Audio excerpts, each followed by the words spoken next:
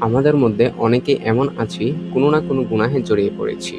মন থেকে চাইছি এগুলো ছেড়ে দিতে, কিন্তু বারবার চেষ্টা করেও যেন পারছি না।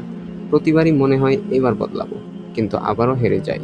গুনাহ থেকে বের হওয়ার বিভিন্ন ট্রিক্স অ্যাপ্লাই করে গুনাহ ছাড়তে পারিনি। ফলে ভেতরে ভেতরে এক ধরনের কষ্ট, দুশ্চিন্তা আর হতাশা কাজ করে, তাই না? এটা আসলে খুবই স্বাভাবিক একটা অবস্থা। অনেকেই এই পথ দিয়ে যায়। গুনাহ ছেড়ে দেওয়ার পথে সবচেয়ে গুরুত্বপূর্ণ জিনিসগুলোর একটি হলো দোয়া করা। শুনে মনে হতে পারে দোয়া তো করি, কিন্তু কই বের তো হতে পারি না। আসলে দোয়ার বিভিন্ন ধরন হয়, যেমন কোনো দোয়া জাস্ট বলা দরকার তাই আল্লাহর কাছে বললাম, কিন্তু আন্তরিকতা নেই।